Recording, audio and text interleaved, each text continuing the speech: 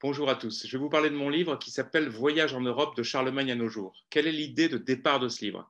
Eh bien, il me semble que tous les Français, vous tous qui me regardez, vous avez une idée de l'histoire de France, même sans la connaître bien, qui est à peu près scandée par des grands moments. Par exemple, le Moyen Âge avec des princesses, des châteaux, des chevaliers, la Renaissance, il y a des grands rois et des grands artistes. Ensuite, on arrive au moment de la Révolution française ou bien de la Révolution industrielle. Le monde se couvre d'usines, il y a des ouvriers partout, les conditions, avec des conditions très dures, etc. Puis après, le XXe siècle, la guerre de 14, la Seconde Guerre mondiale.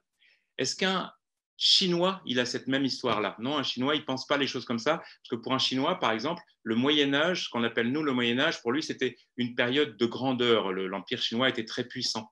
Un Arabe, c'est pareil. Un Arabe de Bagdad, lui aussi, lui non plus, il n'a pas la même vision de l'histoire. Mais est-ce qu'un Allemand, est-ce qu'un Espagnol, est-ce qu'un Italien, ils ont la même vision de l'histoire? Oui, un Espagnol, un Italien, un Allemand, il a exactement la même idée qu'il y a un Moyen Âge avec des princesses et des châteaux, qu'il y a eu une renaissance où on a fait des grandes découvertes, qu'il y a eu une révolution industrielle, puis une première guerre mondiale, puis une deuxième guerre mondiale.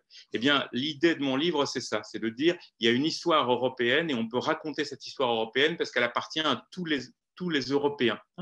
Et donc, comment j'ai fait pour raconter cette histoire, pour pas que ce soit ennuyeux, pour pas que ce soit trop perdu dans les détails? Je me suis dit, on va faire un voyage dans les grandes villes européennes. Par exemple, on va aller, je vous donne un exemple, à Salamanque. Salamanque, c'est une ville d'Espagne, c'est une très très belle ville d'Espagne, qui est un petit peu pas très loin, une centaine de kilomètres de Madrid. Et à Salamanque, c'était la grande ville des universités en Espagne, comme Oxford en Angleterre.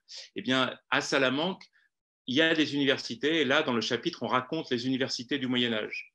Ou bien, un peu plus tard, on va aller dans le nord de la Pologne. Dans le nord de la Pologne. Pourquoi on va aller dans le nord de la Pologne? Parce que c'est là qu'habitait un chanoine qui s'appelait Copernic. Copernic, c'est quelqu'un de très important. C'est lui qui nous a fait rentrer dans la pensée scientifique. Jusque-là, on pensait que le Soleil tournait autour de la Terre, puisque c'est ce qu'on voyait de nos yeux. Et bien, Copernic, il a renversé les choses. Il a dit non, en fait, c'est la Terre qui tourne autour du Soleil. C'est extraordinaire, ça. Eh bien, c'est une avancée européenne, et celle-là, elle a été faite dans le nord de la Pologne.